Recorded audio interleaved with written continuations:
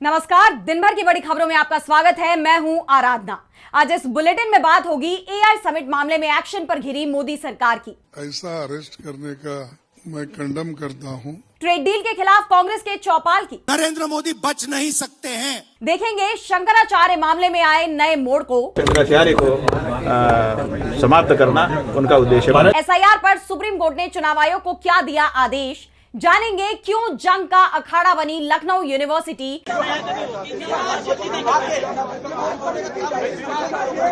और बुलेटिन के आखिर में देखेंगे जाने माने कार्टूनिस्ट इरफान की किस खबर पर पड़ी तिरछी नजर। लेकिन दिन भर की तमाम बड़ी खबरों से पहले एक नजर आज की सुर्खियों पर। मोदी सरकार की सेवा तीर्थ में पहली कैबिनेट बैठक, केरल का नाम बदलकर केरलम किए जाने पर सहमति। 12,236 करोड़ रुपए की परियोजनाओं को मंजूरी। तमिलनाडु विधानसभा चुनाव के लिए एआईएडीएमके के घोषणा पत्र का तीसरा फेज जारी। हर परिवार को एक मुश्त 10,000 रुपए की मदद, ग्रेजुएट बेरोजगारों को 2,000 रुपए महीना देने का ऐलान। प्रदूषित नदियों पर सुप्रीम कोर्ट का बड़ा फैसला, यमुना नदी के बढ़ते प्रदूषण पर 2021 का स्वतः संज्ञान वाला मामला किया बंद, अब एनजीटी करेगा निगरानी। आईसीसी ने जारी किया महिला टी20 वर्ल्ड कप का शेड्यूल। 12 जून से 5 जुलाई तक इंग्लैंड और वेल्स में होगा टूर्नामेंट। 14 जून को एजबेस्टन में खेला जाएगा भारत और पाकिस्तान का मुकाबला। और लाल निशान पर बंद हुआ शेयर बाजार, 974 अंकों की गिरावट के साथ 82,319 पर बंद हुआ सेंसेक्स, जबकि 253 अंकों की गिरावट के साथ 25,459 पर बंद हुआ निफ्टी। ये तो थी सुर्खियां। अब बात आज की सबसे बड़ी खबर की। एआई समिट में यूथ कांग्रेस के प्रदर्शन के बाद से मोदी सरकार घबराई हुई है। जिस तरह प्रदर्शनकारियों के खिलाफ एक्शन लिया जा रहा है, उससे सरकार की बौखलाहट साफ दिखाई दे रही है। और अब कांग्रेस ने मोदी सरकार को चौतरफा घेर लिया। कांग्रेस अध्यक्ष मल्लिकार्जुन खड़गे से लेकर पार्टी सांसद राहुल गांधी तक सभी ने पीएम मोदी को निशाने पर ले लिया। तो क्या कुछ कहा कांग्रेस नेताओं ने, देखिए इस रिपोर्ट में। एआई समिट का मामला मोदी सरकार की परेशानी बनता जा रहा है। एआई समिट में यूथ कांग्रेस ने मोदी इज कॉम्प्रोमाइज्ड के नारे लगाए, टी शर्ट उतारकर विरोध प्रदर्शन किया। जिन युवाओं ने ये नारे लगाए उन्हें गिरफ्तार किया जा रहा है। इसी मामले में भारतीय युवा कांग्रेस के राष्ट्रीय अध्यक्ष उदय भानु चिब को दिल्ली पुलिस ने गिरफ्तार कर लिया है। इससे पहले उनसे 20 घंटे तक पूछताछ की गई।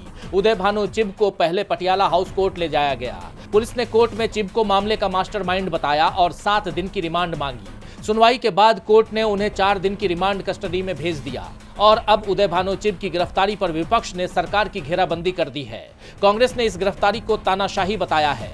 कांग्रेस अध्यक्ष मल्लिकार्जुन खड़गे ने कहा, मैं ऐसा अरेस्ट करने का मैं कंडम करता हूं। जो युवा आज नौकरी के लिए तड़प रहे हैं और देश के माहौल इतना खराब हुआ है जिसके कारण मोदी जी के ऊपर लोगों का बड़ा रोष है। मल्लिकार्जुन खड़गे ने पीएम मोदी पर बड़ा आरोप लगाते हुए कहा है कि वो देश को गुलामी में झोंक रहे हैं। हमारे युवा साथियों ने एक प्रोटेस्ट किया, जिसके बाद नरेंद्र मोदी कांग्रेस पार्टी को टारगेट कर हमें डराने की कोशिश कर रहे हैं। खड़गे ने आगे कहा, मगर कांग्रेस के लोग कायर नहीं हैं। असल में पीएम मोदी खुद कायर हैं। वो संसद में आकर अपना और अपनी नीतियों का बचाव करने से डरते हैं। खड़गे ने बीजेपी को आईना दिखाते हुए कहा कि कॉमनवेल्थ गेम्स के समय नितिन गडकरी और बीजेपी के लोगों ने हर इवेंट में जाकर विरोध किया था। क्या ये देश की बदनामी नहीं थी? सुनिए। मैं आपको बोलूं तो ये लोगों ने ये कॉमनवेल्थ गेम चल रहा था तो गडकरी जी ने क्या किया, बीजेपी के लोगों ने क्या किया। ये लोग हर इवेंट्स जहां चल रहे थे वहां जाके ये गड़बड़ नहीं किए। वहीं दूसरी तरफ नेता प्रतिपक्ष राहुल गांधी ने भी इस गिरफ्तारी को लेकर सरकार को घेरा। राहुल गांधी ने कहा, मुझे युवा कांग्रेस के अपने बब्बर शेर साथियों पर गर्व है, जिन्होंने कॉम्प्रोमाइज्ड पीएम के खिलाफ निडर होकर देश के हित में आवाज उठाई है। अमेरिका के साथ हुए ट्रेड डील में देश के हितों से समझौता किया गया है। ये समझौता हमारे किसानों और टेक्सटाइल उद्योग को नुकसान पहुंचाएगा तथा हमारे डेटा को अमेरिका के हाथों में सौंप देगा। इस सच्चाई को देश के सामने रखने के लिए युवा कांग्रेस अध्यक्ष उदय भानु चिब और आईवाईसी के अन्य साथियों की गिरफ्तारी तानाशाही प्रवृत्ति और कायरता का प्रमाण है। कांग्रेस पार्टी और मैं अपने बब्बर शेर साथियों के साथ मजबूती से खड़े हैं। सत्ता को सच का आईना दिखाना अपराध नहीं बल्कि देशभक्ति है। डरो मत, सच और संविधान हमारे साथ है। अब जिस तरह से विपक्ष ने सरकार के खिलाफ मोर्चा खोल दिया है, उससे एक बात तो साफ है कि बीजेपी को यूथ कांग्रेस के नेताओं की गिरफ्तारी भारी पड़ने वाली है। यूथ कांग्रेस के नेताओं की गिरफ्तारी के खिलाफ कांग्रेस ने मोदी सरकार को घेर लिया है, तो मोर्चा ट्रेड डील के खिलाफ भी खोला हुआ है। अमेरिका के साथ भारत की ट्रेड डील के खिलाफ कांग्रेस ने देशव्यापी आंदोलन छेड़ दिया है, जिसके तहत जगह जगह किसान महाचौपाल लगाई जा रही है। इसकी शुरुआत हुई मध्य प्रदेश की राजधानी भोपाल से, जहां कांग्रेस अध्यक्ष खड़गे और पार्टी सांसद राहुल गांधी ने सरकार पर जमकर हमला बोला। देखिए ये रिपोर्ट। भारत अमेरिका के बीच ट्रेड डील पर किसान भड़के हुए हैं। विपक्ष सवाल कर रहा है, लेकिन मोदी सरकार चुप्पी साधे बैठी है। इसे लेकर विपक्ष और मोदी सरकार के बीच टकराव बढ़ता जा रहा है। विपक्ष ने इस समझौते को किसान विरोधी करार देते हुए पूरे देश में आंदोलन छेड़ दिया है। इसी कड़ी में 24 फरवरी को कांग्रेस ने भोपाल में किसान महाचौपाल का आयोजन किया, जिसमें लोकसभा में नेता विपक्ष राहुल गांधी, कांग्रेस अध्यक्ष मल्लिकार्जुन खड़गे समेत कई दिग्गज नेताओं ने शिरकत की और इस दौरान मोदी सरकार बुरी तरह से घिरती हुई नजर आई। राहुल गांधी ने व्यापार समझौते में जल्दबाजी को लेकर कहा कि पीएम मोदी ने केवल अपनी छवि बचाने के लिए ये डील की है। हिंदुस्तान को जो बेचा है, ये अपनी छवि को बचाने के लिए, अपने राजनीतिक भविष्य को बचाने के लिए, धमकी से बचने के लिए किया है। और मैं आपको बता रहा हूं, बच नहीं सकते। उन्होंने मोदी सरकार पर टेक्सटाइल इंडस्ट्री को पूरी तरह से खत्म करने का आरोप लगाया। उनका कहना है कि पीएम नरेंद्र मोदी ने अमेरिका से डील करके किसानों को तबाह कर दिया। राहुल ने मंच से पीएम मोदी को खुली चुनौती देते हुए कहा कि अगर दम है तो ये डील रद्द करके दिखाइए। मैं चैलेंज करता हूं नरेंद्र मोदी को कि आप हिंदुस्तान और यूएस की डील को रद्द करके दिखा दीजिए। दम है तो करके दिखा दीजिए। ये नहीं कर सकते हैं। राहुल गांधी तो मोदी सरकार पर जमकर बरसे ही, वहीं पार्टी अध्यक्ष मल्लिकार्जुन खड़गे भी मोदी सरकार को घेरने से पीछे नहीं रहे। खड़गे ने भी तमाम मोर्चों पर पीएम मोदी की घेराबंदी की। उन्होंने सवाल किया कि नरेंद्र मोदी हमेशा से अमेरिका के राष्ट्रपति ट्रंप को अपना दोस्त बताते हैं। अपनी दोस्ती के ढोल पीटते हुए कहते थे, हम तो चाय पर बात करते हैं, लेकिन मोदी ट्रंप से क्या बात करते थे? क्या वो देश को बचाने की बात करते थे या किसानों को बेचने की बात करते थे? क्या हमें गुलामी में डालने की बात करते थे? मैंने अपनी जिंदगी में इतना डरपोक प्रधानमंत्री कभी नहीं देखा। खड़गे ने साफ कहा कि अमेरिका की तुलना में भारत में एक बड़ा वर्ग खेती किसानी पर निर्भर है। ऐसे में इस डील से भारतीय किसानों को झटका लगेगा, उनका नुकसान होगा, अमेरिका के किसान को नहीं। अमेरिका के पास बहुत बड़ी जमीन है, सिर्फ 2 या 3% लोग, किसान लोग खेती पे निर्भर है। हमारे पास, हमारे देश में 65% लोग खेती पे डिपेंड है। खड़गे ने आरोप लगाया कि नरेंद्र मोदी ने ट्रंप के आगे सरेंडर कर हिंदुस्तान के किसानों का सौदा कर दिया है। ये ट्रेड डील भारत के किसानों को तबाह करने का हथियार है। खड़गे ने कहा कि हम इस किसान विरोधी ट्रेड डील के खिलाफ हैं। नरेंद्र मोदी को भारत के स्वाभिमान और हमारे अन्नदाताओं के साथ खिलवाड़ नहीं करने देंगे। इस महाचौपाल में जिस तरह राहुल खड़गे मोदी सरकार पर हमलावर नजर आए, उससे ये साफ हो गया है कि व्यापार समझौते के मुद्दे पर विपक्ष इतनी जल्दी शांत नहीं बैठने वाला। वो तब तक अपने हमले जारी रखेगा जब तक डील पर दोबारा विचार नहीं किया जाता। कांग्रेस के हमलों ने मोदी सरकार की नींद उड़ा दी है, तो बेचैनी योगी सरकार की भी बढ़ गई है। शंकराचार्य अविमुक्तेश्वरानंद पर शारीरिक शोषण के आरोप लगे हैं। उनके खिलाफ एफआईआर दर्ज कर जांच शुरू हो गई है। इससे पहले कि ये जांच आगे बढ़ती, मामले में कथित तौर पर पीड़ित के परिजन ने आरोपों पर यू टर्न ले लिया। इस बीच शंकराचार्य ने भी अदालत का रुख किया है, जिसके बाद ये मामला और बढ़ता हुआ दिखाई दे रहा है।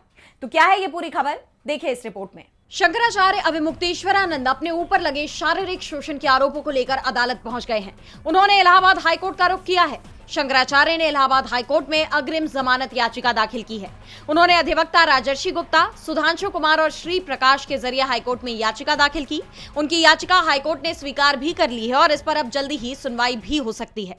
जैसा कि आप जानते हैं कि शंकराचार्य पर आशुतोष ब्रह्मचारी ने शारीरिक शोषण के आरोप लगाए हैं, जिसके बाद उनके खिलाफ एफआईआर दर्ज हुई। मामले की जांच शुरू हुई और अब लगातार ये मामला बढ़ता ही जा रहा है। एक तरफ शंकराचार्य ने हाईकोर्ट का रुख कर लिया है, वहीं दूसरी तरफ ये पूरा मामला पलटता दिखाई दिया।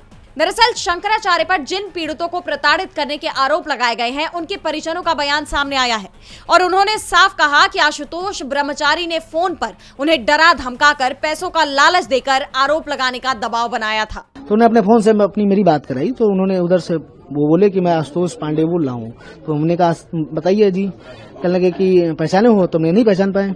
बोले पहचान ये देखिए। तो हमने कहा अच्छा जी भैया प्रणाम, आवाज समझ में आ गई। तो हमने कहा जी भैया प्रणाम बताएं। कहले ठीक है वो सब बढ़िया है। हमने कहा कहले वो हम आ नहीं पाए। तो हमने कहा इतना ज्यादा हमारा क्लोजपन भी नहीं रहा, लेकिन जिस तरीके से उन्होंने हमसे कहा कि यार कि स्वामी जी हैं एक वो बहुत ज्यादा है, उनको ठीक करना है थोड़ा सा, उसमें आप करिएगा। तो हमने कहा क्या है? तो कहने लगे वो यार तुम अपनी बेटी के लिए। हमने कहा यार कैसे सोच सकते हो, मतलब बड़े भैया तुम ये अपनी बच्चियों को लेकर कैसे तरीके से कर दे? कहले नहीं हम आपकी पूरी तैयारी वो करेंगे, सपोर्ट करेंगे, सुरक्षा की गारंटी लेते हैं। वहीं शंकराचार्य इसे लगातार साजिश बता रहे हैं। इसके पीछे खुले तौर पर बीजेपी का हाथ बता रहे हैं। उनका आरोप है कि सत्ता पक्ष शंकराचार्य के पद पर भी अपने आदमियों को बैठाना चाहता है। कि जैसे उन्होंने हर संवैधानिक पद पर अपने आदमी बैठा लिए, जैसे उन्होंने हर विश्वविद्यालय के कुलपति के पद पर अपने आदमी बैठा लिए, जैसे उन्होंने बाकी कई जगहों पर अपने आदमी बैठा लिए, वैसे वो चाहते हैं कि शंकराचार्य के पद पर भी हम अपने आदमी बैठा लें। इस मामले को लेकर विपक्ष ने भी शंकराचार्य के समर्थन में बीजेपी के खिलाफ मोर्चा खोल दिया है।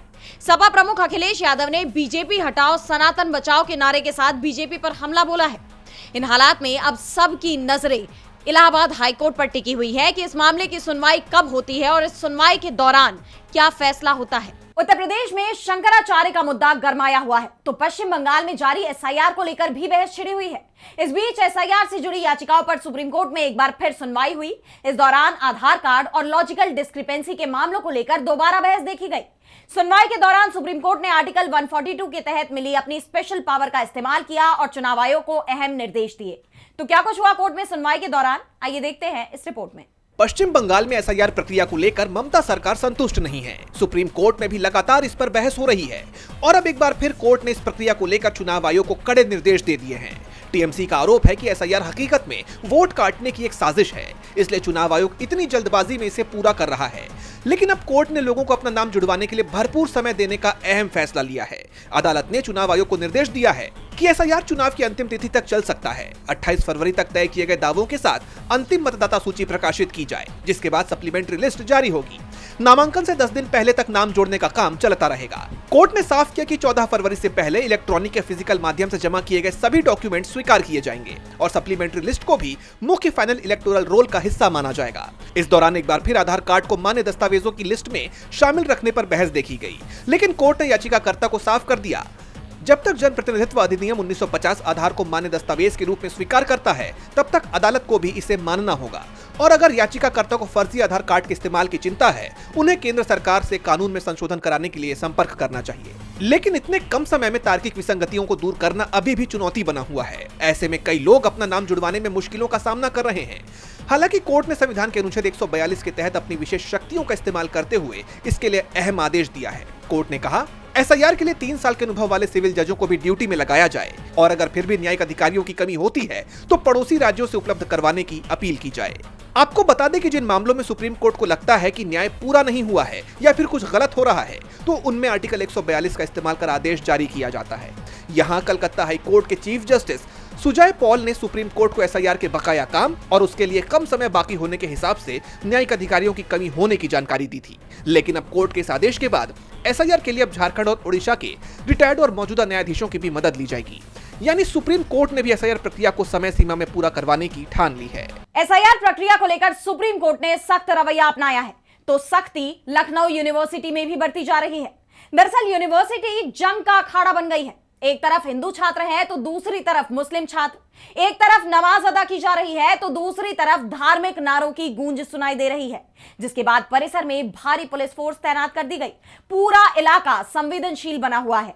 तो क्या है ये पूरा मामला, जानने के लिए देखिए ये रिपोर्ट। योगी के राज में लखनऊ सांप्रदायिकता का केंद्र बन गया है। लखनऊ यूनिवर्सिटी में आए दिन कोई न कोई मामला सामने आ रहा है जिससे सांप्रदायिक ध्रुवीकरण बढ़ने की आशंका जताई जा रही है और अब हालात ऐसे हो गए हैं कि यूनिवर्सिटी परिसर में भारी पुलिस बल की तैनाती करनी पड़ी। ये पूरा विवाद लाल बारादरी नाम की 200 साल पुरानी मुगल एरा बिल्डिंग में बनी मस्जिद को लेकर है, जहां मुस्लिम स्टूडेंट्स नमाज पढ़ते हैं। दरअसल रमजान के मौके पर जब कुछ मुस्लिम छात्र यहां नमाज अदा करने पहुंचे तो उन्होंने पाया कि बिल्डिंग के रेनोवेशन का काम चल रहा था और इसलिए उसे बंद कर दिया गया। छात्रों को मौके पर नमाज पढ़ने से भी रोक दिया गया। छात्रों का आरोप है कि ये बिना नोटिस के हुआ, जिसके बाद उन्होंने बाहर सड़क पर नमाज पढ़ने की कोशिश की, लेकिन इससे तनाव बढ़ गया। हालांकि इस दौरान एनएसयूआई, समाजवादी छात्र सभा और आयसा के कुछ स्टूडेंट्स ने मुस्लिम छात्रों का समर्थन किया। उन्होंने ह्यूमन चेन बनाकर मुस्लिम छात्रों को नमाज पढ़ने में मदद की। अब एक तरफ इसे सांप्रदायिक सौहार्द की मिसाल बताया जा रहा है, लेकिन कुछ छात्रों ने इस पर कड़ी आपत्ति भी जताई, जिसके बाद हालात तनावपूर्ण हो गए। परिसर में पुलिस की तैनाती की गई। पुलिस ने शांति भंग होने की आशंका में 13 छात्रों को नोटिस भी भेजा है, जबकि छात्रों का कहना है कि कोई हंगामा नहीं हुआ, फिर ये कार्रवाई क्यों? ये पूरा घटनाक्रम 23 फरवरी 2026 का है, लेकिन मामला यहीं खत्म नहीं होता। 24 फरवरी को भी यूनिवर्सिटी कैंपस में गहमा-गहमी बनी रही, जहां बजरंग दल के लोगों ने प्रदर्शन किया। कुछ स्टूडेंट्स धार्मिक नारे लगाते हुए प्रदर्शन करते दिखे। उन्होंने हनुमान चालीसा पढ़ने की भी कोशिश की, नारेबाजी की। वे लाल बारादरी के पास पहुंचे, लेकिन पुलिस और एडमिन ने उन्हें रोक लिया। फिर वे प्रॉक्टर ऑफिस के बाहर धरने पर बैठ गए। इस पूरे मामले के बाद कैंपस में टेंशन बरकरार है। इस पूरे घटनाक्रम को लेकर लखनऊ यूनिवर्सिटी एक बार फिर सुर्खियों में बनी हुई है। तो चर्चा झारखंड विधानसभा के बजट की भी हो रही है, जहां वित्त मंत्री राधा कृष्ण किशोर ने वित्तीय वर्ष 2026-27 का बजट पेश किया। राजनीतिक गलियारों से लेकर आम जनता तक की सभी की निगाहें इस बजट पर टिकी रही। तो क्या कुछ खास रहा इस बजट में, जानने के लिए देखिए ये रिपोर्ट। झारखंड विधानसभा में वित्त मंत्री राधा कृष्ण किशोर ने वर्ष 2026-27 के लिए 1,58,000 करोड़ रुपए का बजट पेश किया, जिस पर सभी की नजरें बनी हुई हैं। राज्य के वित्त मंत्री राधा कृष्ण किशोर ने विधानसभा में कहा कि मैं सदन के पटल पर वित्त वर्ष 2026-27 के लिए 1,58,000 करोड़ रुपए का बजट रखता हूँ। ये बजट समाज के हर वर्ग, गरीब, किसान, आदिवासी और महिलाओं की आकांक्षाओं को पूरा करेगा। यानी इस बजट में हर वर्ग के लोगों का ध्यान रखा गया है, खासकर जनजातीय समुदाय के सर्वांगीण विकास पर। बजट में आदिवासी समाज के लिए स्वशासन, शिक्षा, आजीविका, संस्कृति, स्वास्थ्य और आवास जैसे क्षेत्रों में कई जरूरी प्रावधान किए गए हैं। ये बजट हेमंत सोरेन सरकार का बड़ा इकोनॉमिक रोड मैप है, जिसे अबुआ दिशोम बजट भी कहा जाता है।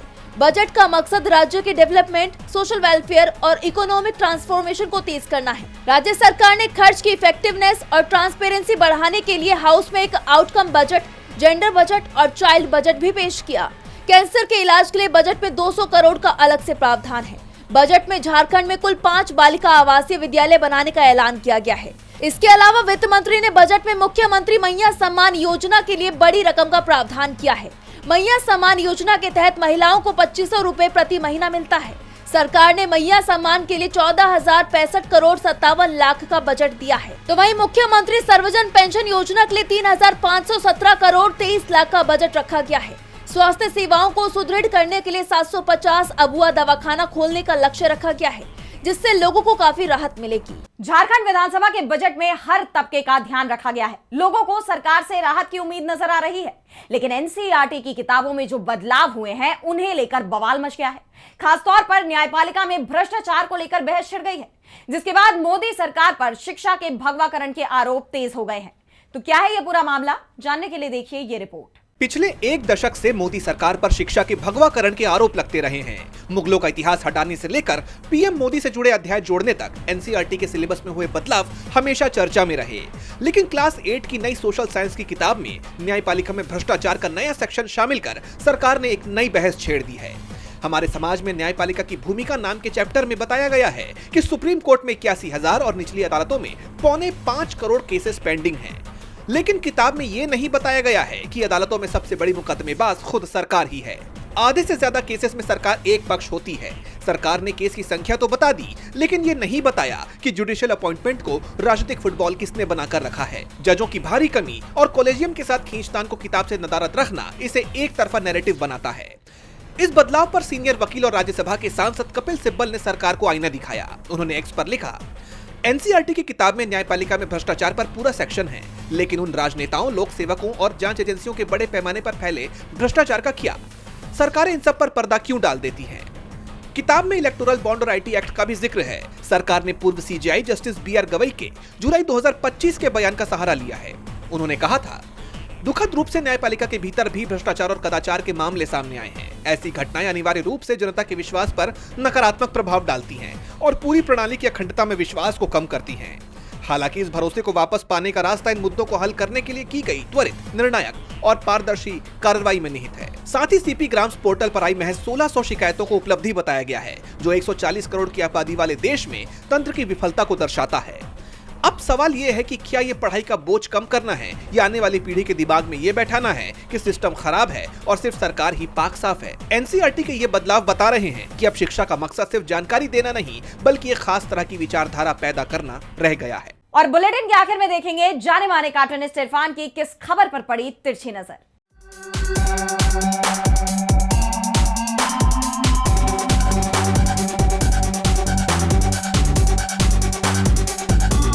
अब रोजगार भी मेक इन इंडिया नहीं रहा, उसको भी धकेल धकेल कर विदेशों से भारत लेके आना पड़ता है।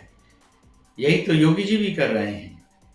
उनके पास में पिछले 5 साल में रोजगार के नाम पर दिखाने लायक ऐसा कुछ नहीं है। इसलिए जब चुनाव सिर पर आ गए तो गए दौड़कर सिंगापुर में ताकि कुछ निवेशक देश में आए और उनको लोगों को रोजगार मिले।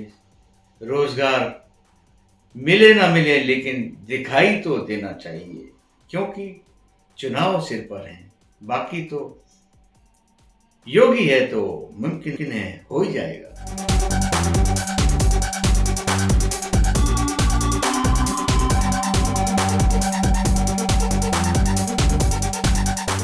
बहुत बहुत शुक्रिया इरफान जी। तो आज इस बुलेटिन में इतना ही। आप देखते रहिए डीबी लाइव। नमस्कार।